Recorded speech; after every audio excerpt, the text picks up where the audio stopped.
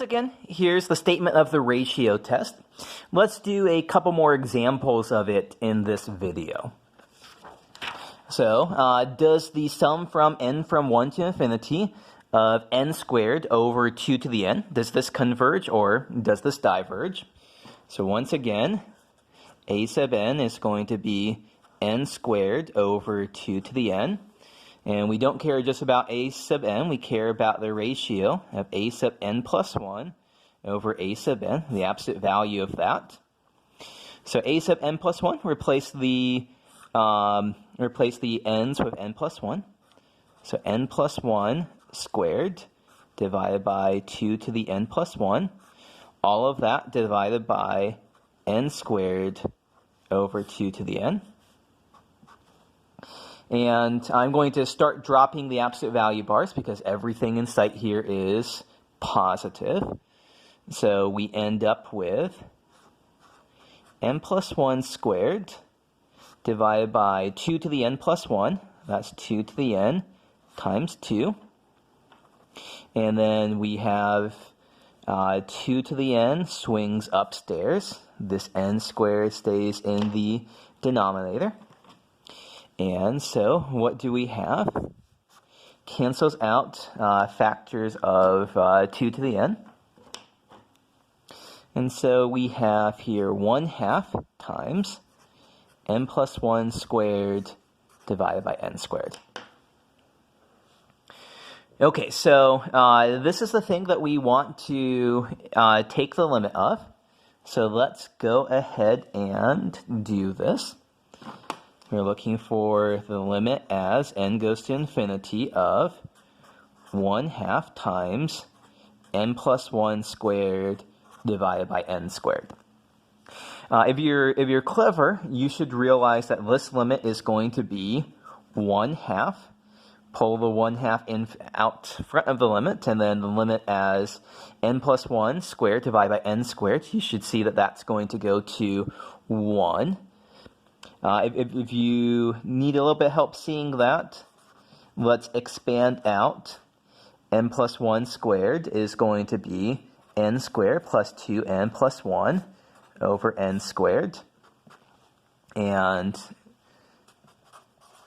limit n goes to infinity of n squared divided by n squared is 1. 2n over n squared is 2 over n.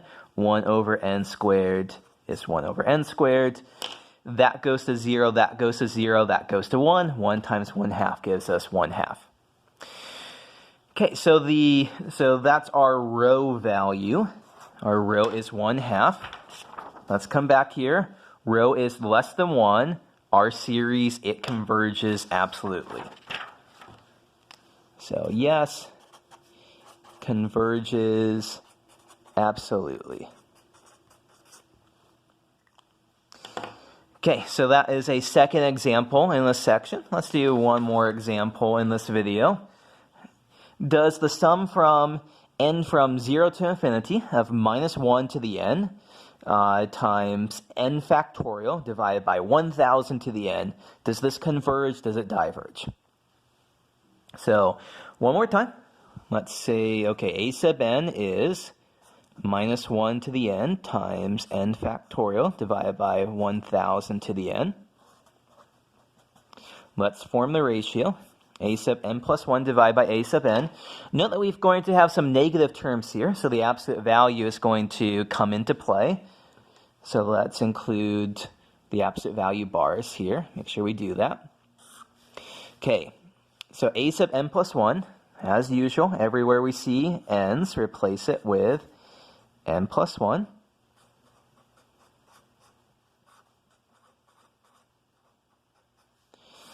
A sub n, just copy this.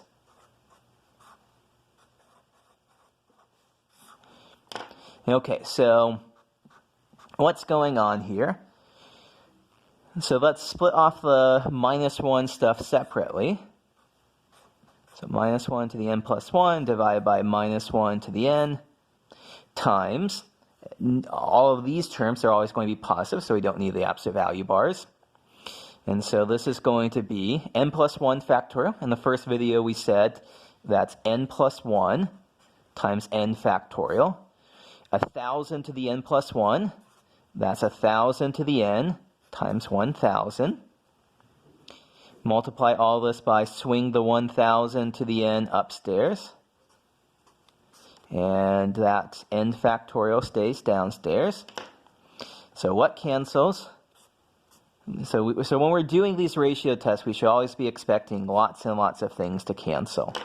So those 1,000 to the n's cancel, those n factorials cancel. This whole thing, the thing inside the absolute value bars is going to be minus 1. And so that's just going to be 1. So it's just going to be 1 times this. So what do we have? 1 times n plus 1 divided by 1,000. Okay, so we are ready to take the limit. Rho is the limit as n goes to infinity of 1 times n plus 1 divided by 1,000. And so what happens here? So as n goes to infinity, the numerator goes to infinity. The denominator is still 1,000. So that is infinity. This limit exists or is infinity, so we are in this case down here. If rho is less than 1, our series diverges.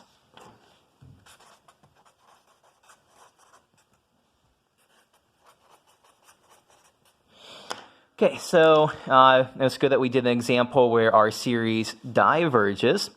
I'll just comment here. Note that this 1,000, it's kind of a red herring here. If we replace 1,000 to the n with any positive constant to the n, nothing would change here. So if we replace 1,000 to the n with 1,000,000 to the n, crunch, crunch, crunch, crunch, crunch, that would just change this 1,000 to 1,000,000. And n plus 1 is still going to be, the limit as n goes to infinity of n plus 1 divided by 1,000,000 is still going to be infinity. It would diverge. Replace 1,000 with 1,000,000,000, same thing still happens here. So you want to kind of learn, constants here sometimes aren't really that important. Sometimes they're kind of red herrings. Things don't really change too much in many of these cases. Okay, so let's call that, let's say we had 2 good examples here. So here's your first pre-class problem.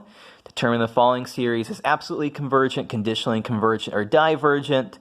Note that you've got a minus 3 to the end there, so you will have to deal with absolute value bars. You want to make sure you take care of that when you crunch this out.